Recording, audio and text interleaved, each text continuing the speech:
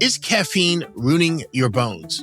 And I shared the good news that for most people, moderate coffee consumption is unlikely to be harmful, especially if you're meeting your calcium needs. But I also mentioned that too much caffeine could be a concern, especially for postmenopausal women or anyone not getting enough calcium.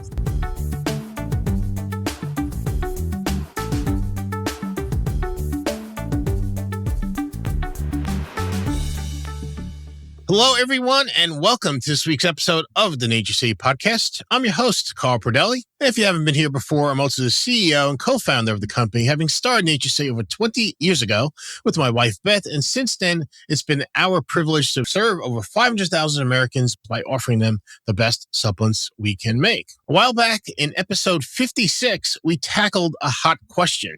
Is caffeine ruining your bones?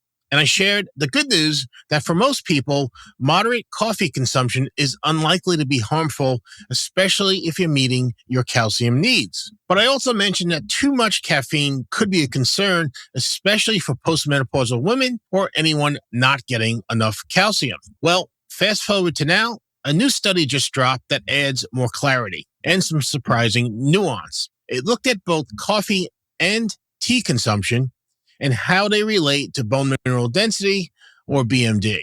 So in this episode, we visit the question with updated science, clear guidance, and a few simple tips you can use to protect your bones without giving up your daily cup of joe. So let's get into it. A study published in the journal Nutrients in late 2025 analyzed 10 years of data from about 9,700 women over the age of 65. Here's the short version of what they found. After 10 years, on average, tea drinkers had higher bone mineral density compared to non-tea drinkers. Coffee drinkers, on average, showed no major changes in bone density unless they drank a lot. In high consumption coffee groups, defined as 5 or more cups per day, women had lower bone density scores measured at the spine. In other words, tea may help and too much coffee might hurt. This lines up nicely with what I said back in episode 56. Moderation for coffee and caffeine intake is key. The researchers noted that tea polyphenols, especially flavonoids in green, white, and black tea, appear to support bone building activity and help slow bone density loss. As you may know, coffee typically contains significantly more caffeine than tea, and higher levels of caffeine intake may interfere with calcium absorption and bone metabolism. This can reduce calcium retention and increase urinary calcium excretion. That's science speak for you might pee out more calcium than you should.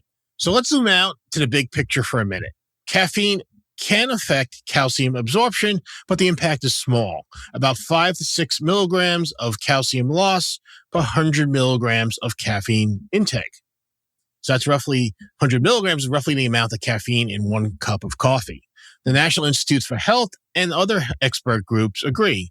For most healthy adults, up to 300 milligrams of caffeine a day is generally not a concern for bone health.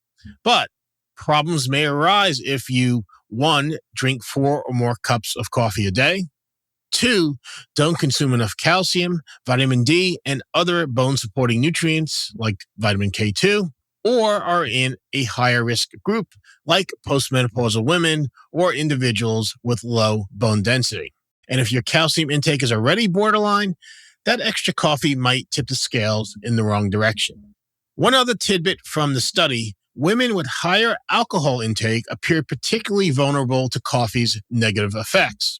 So if you're following up drinking 5 cups of coffee during the day, with multiple drinks at night, it's probably not a good recipe for keeping bones strong as you age, and probably not great for sleeping or some other health concerns either. On the flip side, tea consumption has shown positive bone health effects in multiple studies.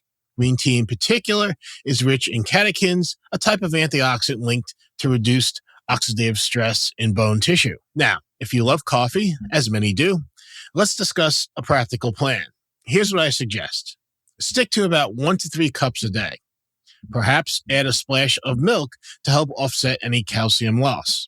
Take your bone health or calcium supplement product at a different time than your coffee. And if you're drinking more than 3 cups of coffee a day. Maybe swap out 1 for green or white tea, which can support hydration and bone health while still giving you a gentle short-term energy lift. Also worth noting, energy drinks or caffeine-packed coffees from your favorite drive-thru can contain 300 milligrams or more in one serving. So always check the label. When it comes to bone supplements, we believe that nothing tops our True Osteo Plus and True Osteo formulas, both designed to help support strong, healthy bones. Most supplements contain calcium from rocks, not plants, which is why they typically only help you slow down bone density loss. This is better than nothing, but still not good enough. With the plant calcium, magnesium, and other supporting nutrients in our True Osteo Plus and True Osteo products, you may be able to actually increase bone density, not just slow down its loss. That's a big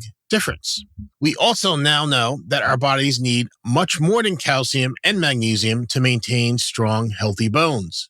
This is why True Osteo Plus and True Osteo also contain plant-based vitamin D3, vitamin K2, and silica, which provides silicon.